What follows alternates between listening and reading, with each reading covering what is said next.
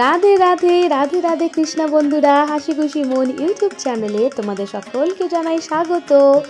এখন কিন্তু আর মন খারাপ নয়, তোমরা সকলেই গোপাল সোনাদের দর্শন পাবে, বড় ভিডিও দেখতে পাবে। তোমরা কিন্তু আর কেউ মন খারাপ করো না। আজকে আমাদের সঙ্গে রয়েছে গোপু সোনা। এখন তো ফেব্রুয়ারি মাস, চারিদিকে ভালোবাসার মরশুম, চকলেট রয়েছে, গোলাপ রয়েছে, আর ঘুরতে যাওয়া রয়েছে, চারিদিকেই এখন তো সব আনন্দই আনন্দ। তো আজকের গোপু সোনাকে আমি সাজাতে চলেছি রূপোলির সাজে। সবটাই কিন্তু আজকে সিলভারের থিম হবে। তোমরা শর্টস ভিডিওতে দেখে নিয়েছো যে গোপু সোনাকে সাজুগুজু করে কেমন লাগছে। আমাদের গোপু সোনা এখন স্নান করছে, তারপরে সাজুগুজু করবে।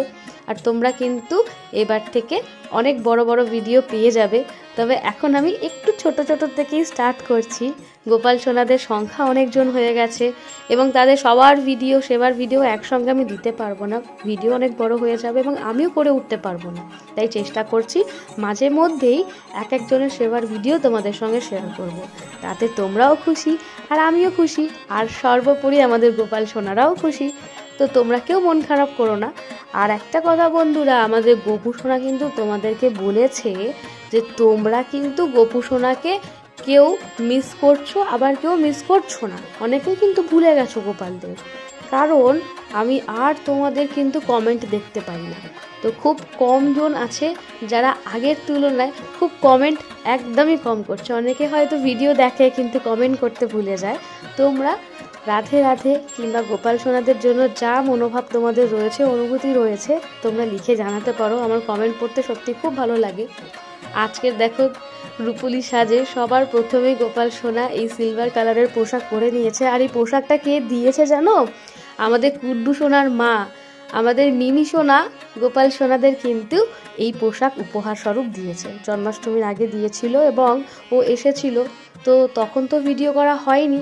এবং সত্যি কথা বলতে সব সময় সব কিছুর না এখন না ভিডিও করা হয়ে ওঠে না, মানে যে কোনো মুমেন্টে না হাতে ফোন নিয়ে সব কিছুর ভিডিও ক্যাপচার করে উঠতে পারি না। তবে খুব আনন্দের বিষয় ছিল, সখী এসেছিল এবং ও সবার জন্য এই হাতে তৈরি পোশাক, দেখো এই বেসের ওপর পুরো যে জরির লেসের কাজটা দেখছো, সবটাই ওর হাতে সেলাই করা, খুব সুন্দর। সকলের জন্য এই একই ধরনের পোশাক ও উপহার স্বরূপ দিয়েছে। আমি নন্দ উৎসবে এই পোশাকগুলো গোপাল সোনাদেরকে পরিয়েছিলাম।